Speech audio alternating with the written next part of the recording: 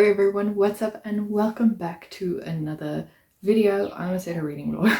As you can tell by the title, today I will be doing my shelf destruct books. I'm talking and this dog is just barking.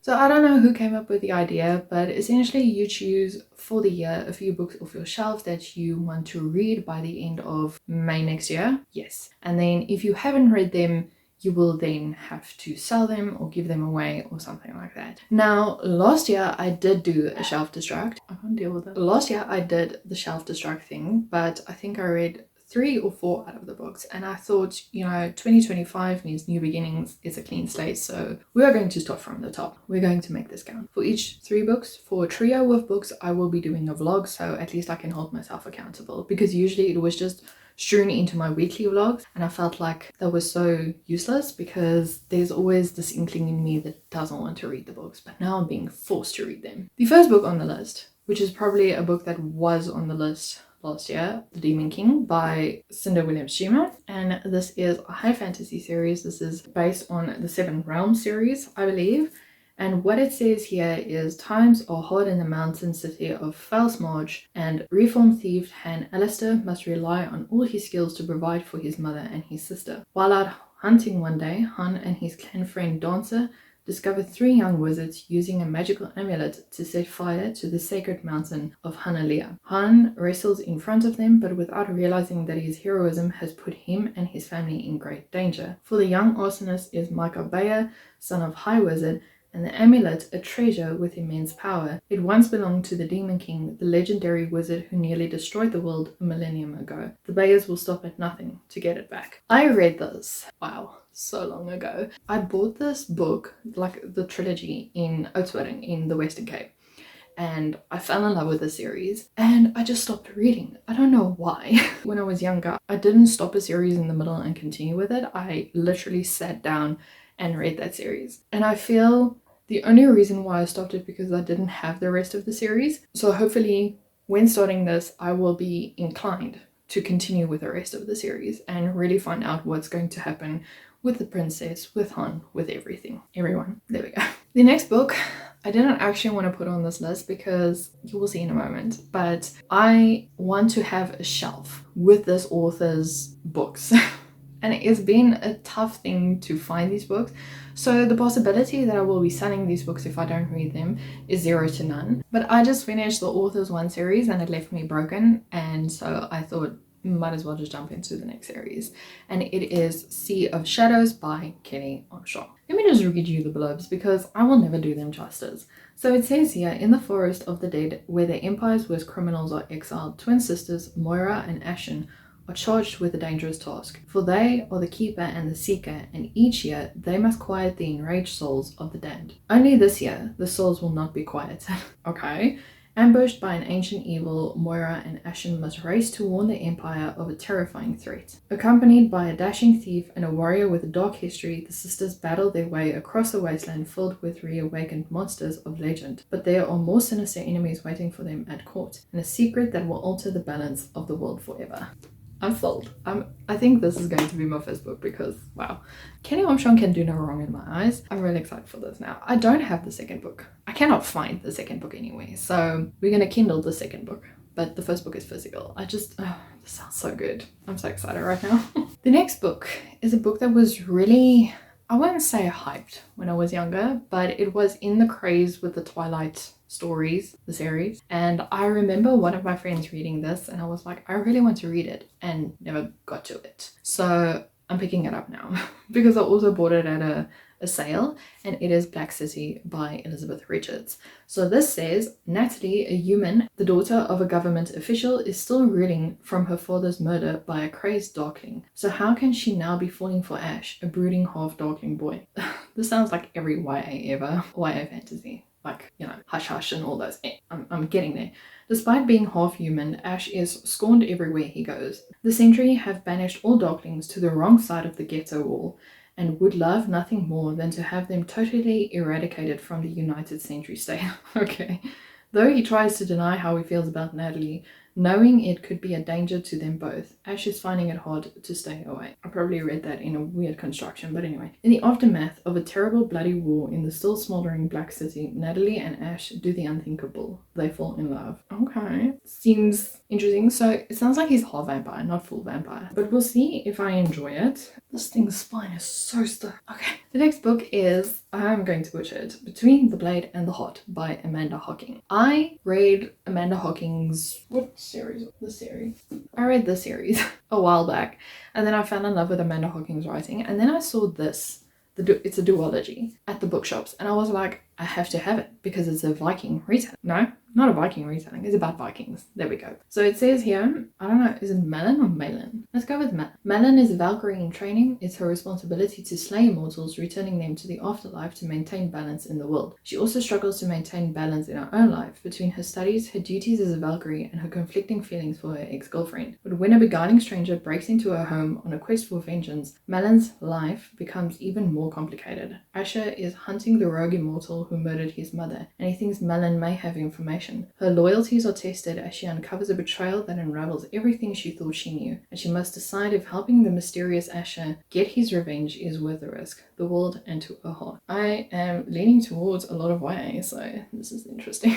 The next book is a trilogy I've been dreading to read because while I like the first book, it really wasn't my favorite. It was a bit much on some cases, but I'm going to continue. I'm going to try. So it is The Ask and Answer by Patrick Ness. I read The Knife of Never Letting Go last year. I don't know, it got a bit much for me afterwards. I think I also wasn't feeling well, so the fact that I read that while I was not feeling well didn't help me a lot, but it's fine. So this is the second book in the trilogy, and because I don't want to spoil if someone wants to read the first book, I'm gonna go grab the first book and then we'll read the blurb together. So it says here, Printerstown isn't like other towns. Yo, this red and black is like hurting my eyes, but anyway, okay, let's try it this way. Printerstown isn't like other towns. Everyone can hear everyone's thoughts in a constant, overwhelming noise. There's no privacy, there are no secrets. Then just 1 month away from the birthday that will make Todd Hewitt a man, he unexpectedly stumbles upon a spot of complete silence, which is impossible, and now he is going to have to run.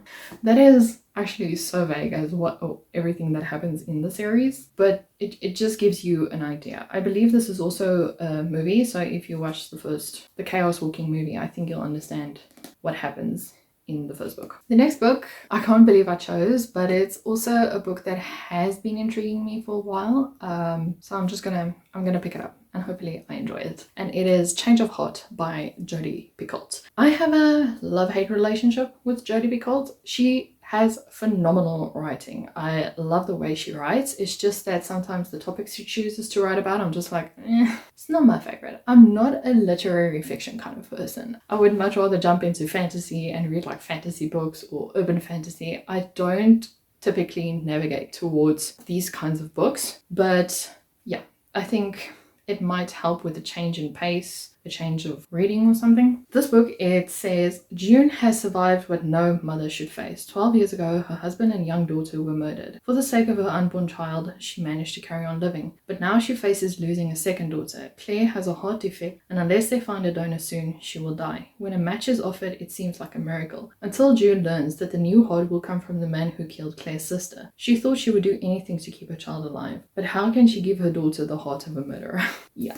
I think this is going to be a very interesting book. It's going to be dealing with a lot of difficult topics, but I'm here for it. I am actually intrigued by this book. When I picked it up at the bookstore, I was like, yeah, I think I can like this book. What was the other book I read by Jodi Picoult? Was something about Jacob. It's not blank. Jacob's Room. I think that's by Virginia Woolf. I can't remember. I'll put a picture up here. I just didn't like that book. My mom said it's probably because I'm not a mother, so I wouldn't understand what the mom goes through or what the child goes through, because Jacob has I think a form of autism, so the way he acts is pretty strange. And yeah, I don't know, some of the things that happen in that book I was like, I'm not enjoying this. So it's going to be interesting how this one is going to fare. The next one I also bought at a sale. Didn't know it was a series, so here we are. I usually buy series not knowing it's a series. Luckily, it's the first book in the series, so that was at least good. And that is The Record Keeper by Agnes, is it Gomillion? Unsure at this stage. This is a dystopian book, and it says here, after World War III, Earth is in ruins and the final armies have come to a reluctant truce. Everyone must obey the law in every way or risk shattering the fragile peace and endangering the entire human race. Erika Cobain is on the threshold of taking her place of privilege as a member of the Congo elite after 10 grueling years of training. But everything changes when a new student arrives speaking dangerous words of treason. What does peace matter if innocent lives are lost to maintain it? As Erika is exposed to new beliefs, she realizes that the laws she has dedicated herself to uphold are the root of her people's misery. If Erika is to liberate her people, she must unearth her fierce heart and discover the true meaning of freedom, finding the courage to live or die without fear. I don't know how I feel about it. I picked it up because I saw World War III and I thought dystopian, and I was like, yeah, I can get behind this.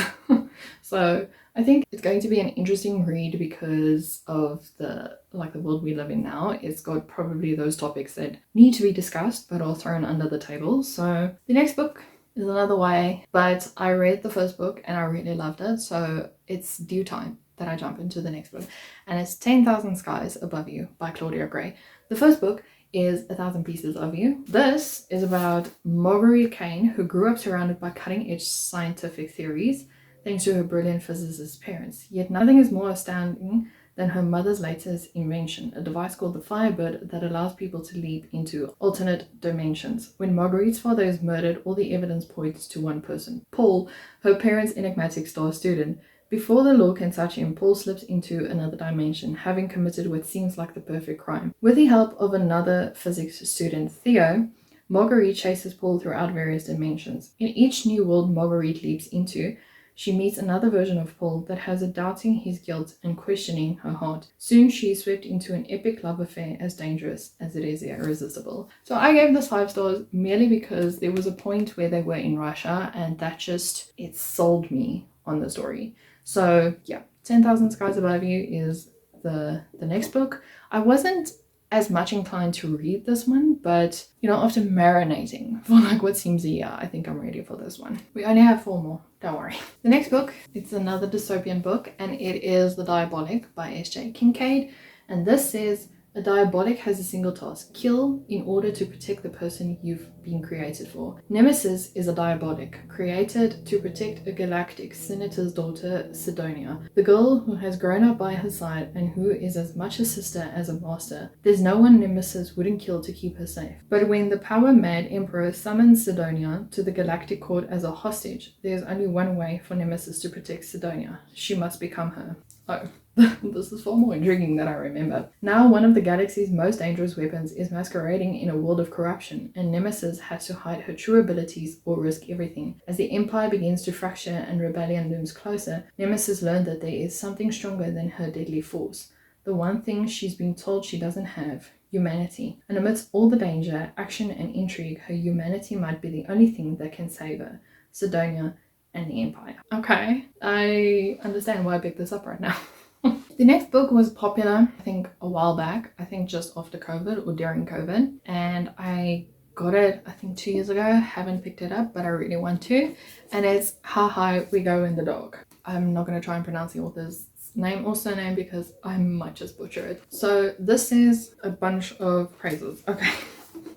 It says here, Dr. Cliff Miyashiro arrives in the Arctic Circle to continue his recently deceased daughter's research, only to discover a virus newly unearthed from melting permafrost. Oh dear. Okay. The plague unleashed reshapes life on Earth for generations. Yet even while struggling to counter this destructive force, humanity stubbornly persists in myriad moving and ever inventive ways. Among those adjusting to the new normal are an aspiring comedian employed by a theme park designed for temporary ill children who falls in love with a mother trying desperately to keep her son alive, a scientist who, having failed to save his own son from the plague, gets a second chance at fatherhood when one of his test subjects, a pig, develops human speech. Oh my word. A man, after recovering from his own coma, plans a block party for his neighbors who have also woken up to find that they alone have survived their families, and a widowed painter and her teenage granddaughter who must set off on a cosmic quest to locate a new home planet. This sounds like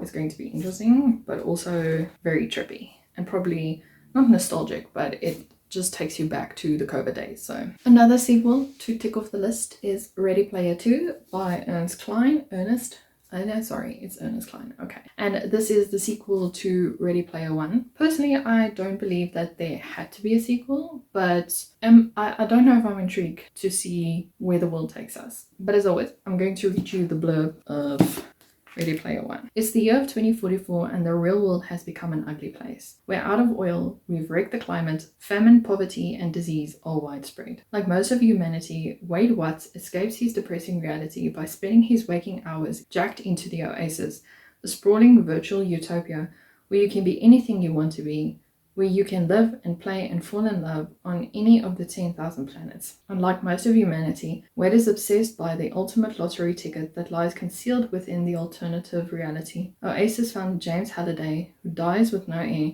has promised the control of the Oasis, and his massive fortune will go to the person who can solve the riddles he has left scattered throughout his creation.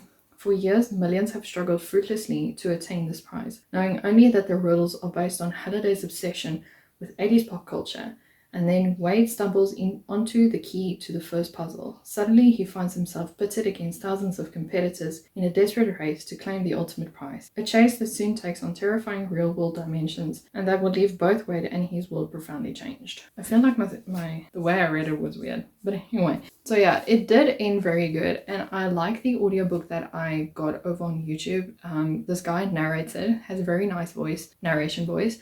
And he also, if there's things included from the 80s, he will include it in the audio. So for example, a song or something, he will add it in the audio as well. And I really enjoyed that. So I'm hoping I can find something for Ready Player 2, although I don't think it's going to be the same. And I don't think there's going to be any references to 80s music or something. We'll see where this one takes us. And then the last book that is on my list, I believe was on the list last year as well, but I really want to read it. So it's Ariadne by Jennifer Saint. This says, a princess of Crete and daughters of the fearsome King Minos, Ariadne and her sister Phaedra grow up hearing the terrible bellows of the Minotaur from the labyrinth beneath the palace. The Minotaur, Minos' greatest shame and Ariadne's brother, demands blood every year. I think it's Theseus, Prince of Athens, arrives in Crete. As a sacrifice to the beast, Ariadne falls in love with him. But helping Theseus defeat the monster means betraying her family, and Ariadne knows that in a world ruled by mercurial gods, drawing their attention can cost you everything. Ariadne has heard too many tales of young women being punished for the acts of men. Just women, sorry. She is determined to set her own fate. But will her decision help Theseus ensure her happy ending, or will she find herself sacrificed for a lover's ambition? Why didn't I read this? Wow, this sounds so good. Oh my goodness. Since reading Percy Jackson, I think I have like a slight obsession with Greek gods. I also have a book that explains the Greek gods, but I've never read it. Oh my goodness, I can't wait to stop now. Okay, but I hope you guys enjoyed it. Please remember to like and subscribe, and I'll see you in a video soon. Bye.